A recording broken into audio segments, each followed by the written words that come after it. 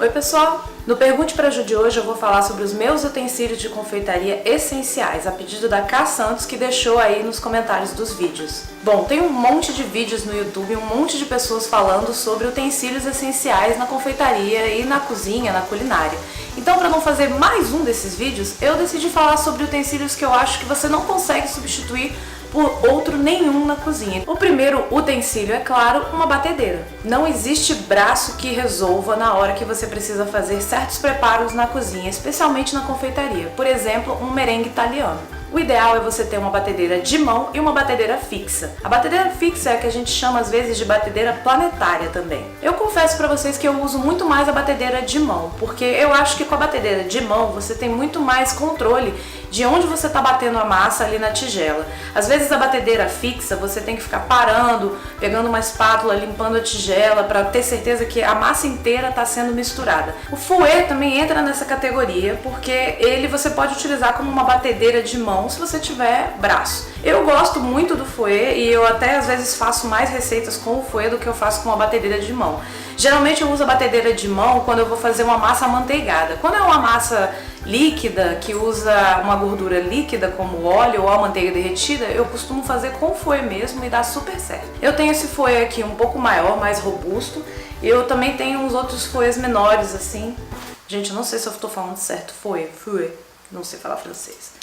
Então eu tenho 3 fouets que eu acho que é ideal. Na verdade, esse aqui eu uso mais para fazer omelete de manhã. Os próximos utensílios que eu recomendo que você compre e que você tenha realmente um arsenal em casa são os bicos de confeitar. Definitivamente os bicos de confeitar são utensílios que você não tem como substituir por outra coisa, você precisa ter. Se você quiser fazer um bico redondo, simples, você é só cortar o saco de confeitar e utilizar ele da maneira que você usaria um bico normal. Mas se você quer aqueles bicos trabalhados, o famoso 1M da Wilton que faz rosas, você precisa realmente comprar o bico de confeitar por aí. Eu tenho bicos de confeitar de metal mesmo, eu tenho de várias marcas. Eu tenho da Wilton, é claro, o famoso 1M para cupcake, tenho vários. E eu tenho alguns outros de marcas desconhecidas e às vezes até sem marca mesmo. Você entra numa loja de confeitaria, você encontra vários para vender e não precisa ser de marca, porque realmente não é a marca que dita a qualidade do bico. Eu tenho até um desses aqui de bico russo, né, que eles chamam, que faz as rosas já, só você colocar e puxar para cima. Até hoje não usei, tá aqui. E eu também tenho bicos menores, que eu tenho esse kit que eu comprei da Wilton, que é muito bom. Ele vem vários bicos diferentes, menorzinhos assim. Ele é ótimo para fazer decoração em biscoito e decorações menorzinhas, né, mais delicadas. Para fazer bolo, para fazer cupcake, eu recomendo que você tenha pelo menos uns 3 bicos assim, diferentes, né? Um bico 1M, que é esse aqui, é o pitanga aberto, que as pessoas chamam, quando ele parece, né, uma florzinha aberta. Um outro pitanga também que tem mais dentinhos. E também um clássico aberto, redondo, normal, que eu acho que é super versátil, dá pra fazer um monte de coisa com ele. Espátulas também são os utensílios que você não tem como substituir perfeitamente. A colher não vai fazer a mesma coisa que uma espátula faz. Eu tinha um professor de confeitaria que ele falava: você tá deixando o resto de massa na sua tigela por preguiça de tirar, isso é dinheiro que você tá jogando fora. Então, sempre considera que todo aquele restinho de massa que ficou dentro da tigela, se você raspar muito, capaz que faça um outro cupcake daquilo ali. Eu tenho muita espátula. Tenho dessas que são as espátulas que a gente chama realmente para tirar a massa de dentro da tigela, para misturar. Elas são ótimas. Eu gosto muito dessa aqui. Ela é toda de borracha, eu gosto bastante dela. Eu costumo fazer brigadeiro com essa aqui porque eu acho que ela não fica quente aqui no cabo enquanto você está fazendo brigadeiro, e brigadeiro é uma coisa que você leva bastante tempo no fogo. Já os outros tipos de espátulas que também são importantes de você ter são as espátulas de decoração, que são essas assim, né? Elas são essenciais também na decoração. Essa aqui em específico, então, é a que é mais importante. A gente chama de espátula angular e ela ajuda, com esse formato dela aqui, ela ajuda você a ter mais controle na hora de decorar o bolo, decorar o cupcake. Ela é excelente e eu recomendo muito que vocês tenham uma pequenininha.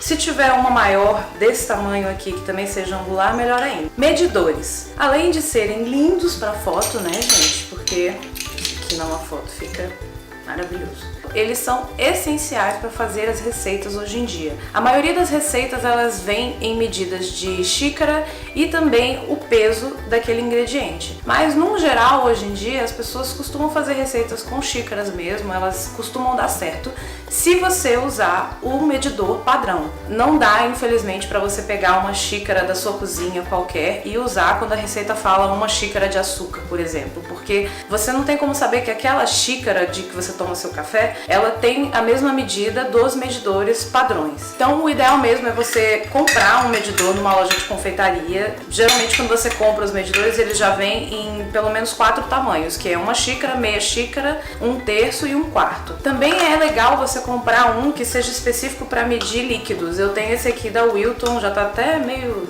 zoado aqui o meu, de muitos anos de uso. O uso de líquido eu recomendo que você compre, se você encontrar, um que seja transparente para você poder ver exatamente a marcação aqui do líquido e poder medir certinho quando você for usar na receita. A medida padrão de uma xícara, ela é 237 ml e a medida padrão de uma colher de sopa é 15 ml. É claro que, como a gente sabe, os ingredientes não têm o mesmo volume, então 237 ml para água, mas não é a mesma coisa se você for medir, por exemplo, farinha. Uma xícara de farinha não tem o mesmo peso que uma xícara de açúcar. E é por isso que a gente entra no próximo utensílio que eu acho essencial você ter na sua cozinha também e que não tem como substituir por nenhum outro, que é a balança. A minha balança atual é uma dessa aqui, ela é digital, ela é boa porque ela não apenas tem em gramas ou em mililitros, mas ela também tem as medidas americanas, né, de ounces.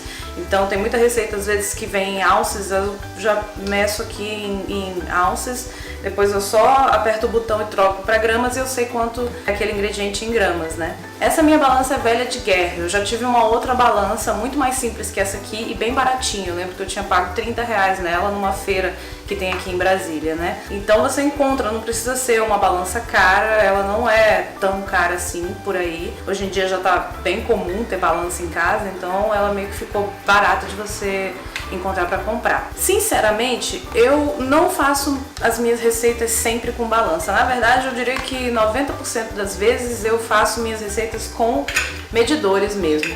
Mas às vezes eu encontro algumas receitas que eu quero muito fazer e elas só têm as medidas em peso. Então é sempre bom você ter uma balança em casa mesmo. E por último dessa lista, é claro que não podia ficar de fora as formas. Eu já vi por aí na internet, no YouTube, no Pinterest, se você pesquisar você vai encontrar os hacks da vida, né? Os MacGyvers, de fazer formas em casa usando papel alumínio e aí você faz em qualquer formato que você quiser.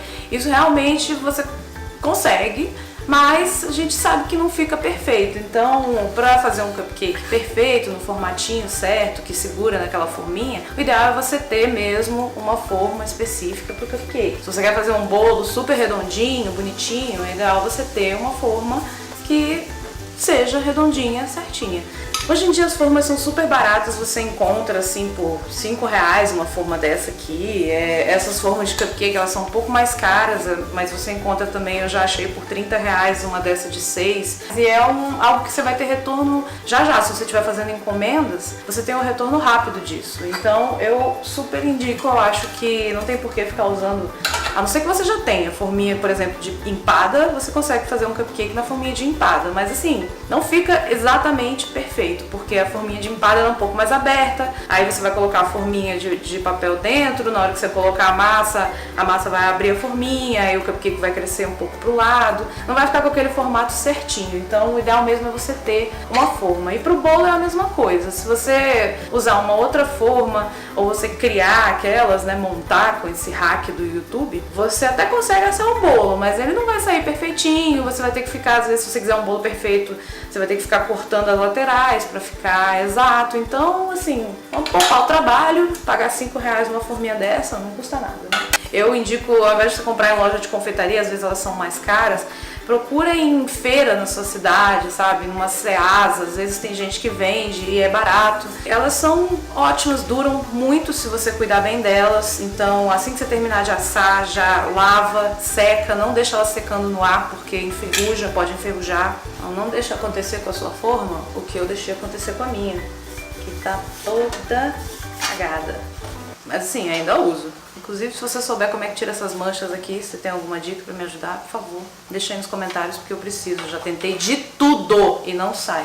Então esses foram os utensílios que eu acho que são essenciais na sua cozinha para você fazer confeitaria e até para cozinhar, e que você não tem como substituir por nenhum outro. Então tenta investir, vai numa loja, procura preços, vê se você não encontra até online para vender no Mercado Livre da vida ou em algum site online de outro estado que venda mais barato, até com frete. Mas investe mesmo nesses utensílios. Se você comprar alguns de qualidade, duráveis mesmo, não precisa ser de marca, mas que você segura aquilo ali, você sente que o negócio, sabe, tem substância. Então se você cuidar bem desses utensílios, eles duram muito e super valem a pena de você ter na sua cozinha, e enxoval atrás de enxoval você vai continuar com eles ali. É isso, gente, espero que vocês tenham gostado. Se você gostou desse vídeo, deixa um like aí embaixo, deixa nos comentários o que mais vocês querem que eu fale aqui, dúvidas de confeitaria, dúvidas sobre minha cozinha, indicações de coisas. Deixa aí nos comentários e eu vou fazer o possível para responder. Eu adoro ver os comentários de vocês, tá cada vez mais legal fazer vídeo pro YouTube, porque eu vejo vocês me incentivando para isso e é muito legal, é muito bacana ter esse novo meio de contato com vocês. O blog existe há muitos anos, mas o vídeo é uma coisa nova. E eu tô me soltando, vocês estão vendo, cada vez eu tô mais legalzinha no vídeo, eu acho, eu espero. Um beijo, tchau!